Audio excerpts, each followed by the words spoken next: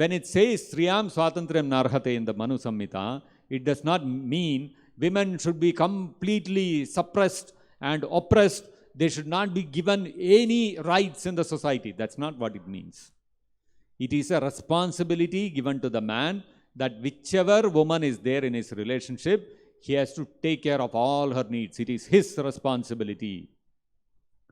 Second thing is, this responsibility is bestowed on the man to make him understand woman is not an object of enjoyment, that you utilize her, exploit her, and then discard her, dump her like a piece of trash or garbage. She is a big responsibility. Any woman you establish a relationship with, you have to take care of her entire well-being. You cannot have a live-in relationship with a woman, after a few years enjoyed with her, dumped her and walked away. You cannot do that. That is the meaning of this statement, of this injunction. And therefore, in that society, there were no abortions, there were no live-in relationships, there were no single mothers, because every man took a woman as a responsibility, not as an object of enjoyment. Today's world, what is the thinking of the people? Woman is an object of enjoyment. So, because she is an object of enjoyment, let me have a live-in relationship with her and,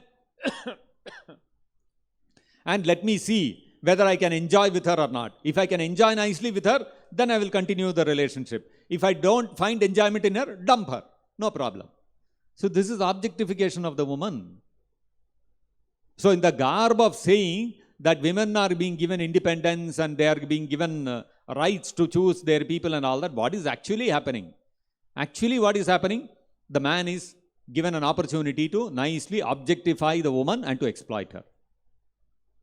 See, woman also should understand that what is the risk involved in any relationship? For whom is the risk? Suppose a man and a woman come together and have an illicit relationship. They have no binding, no commitments. They are not bound by the commitments of marriage.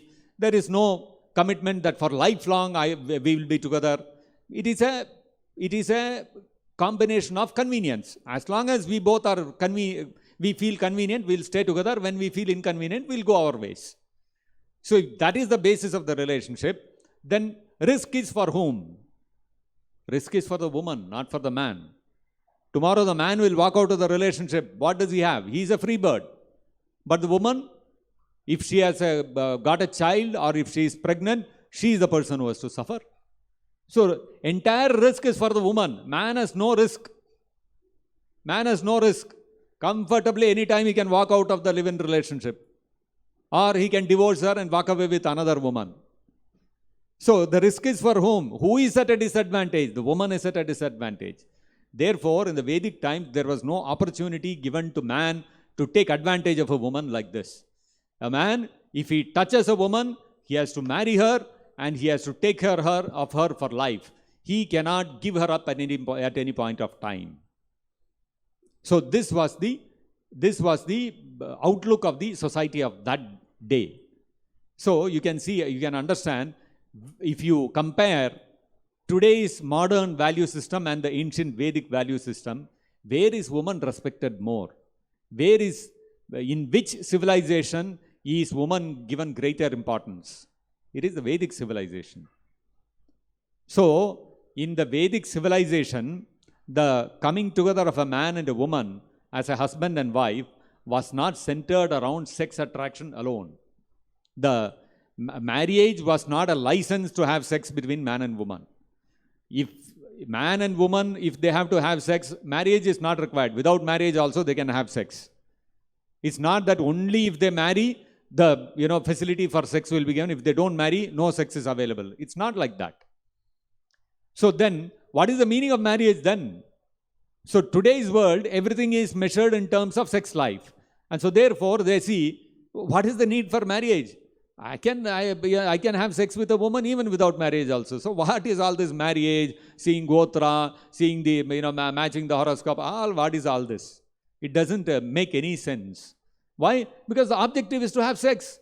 So what does, Jataka have got to do with it? What do her parents have got to do with? I like this girl, I like to have sex with her, she likes to have sex with me, both of us will have. Why? What are parents doing in between? It is my choice. You understand? This is the today's outlook. But what was the Vedic civilization? In the Vedic civilization, man and woman coming together was not for simply enjoying sex. The man and woman coming together was for a higher purpose, so that man and woman together they can execute spiritual life, and together they can go back to Godhead. The entire society was, the whole civilization was directed towards spiritual emancipation. So any activity that would be undertaken in the Vedic times would be oriented towards it would be measured in terms of what is the facility for spiritual advancement.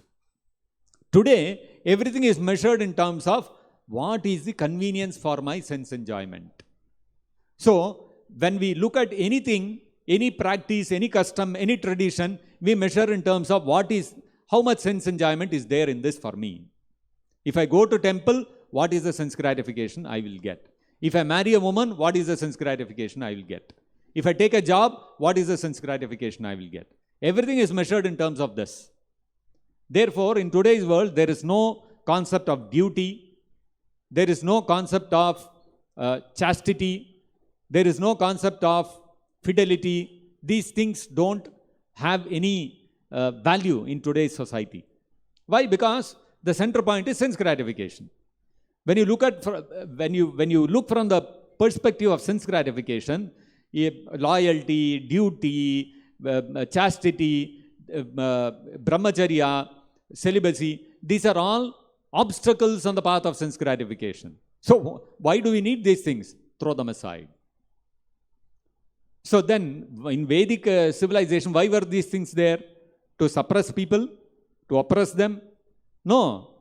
These things are essential for spiritual advancement, for maintenance of proper harmony in the society, so that the entire society can work towards spiritual advancement.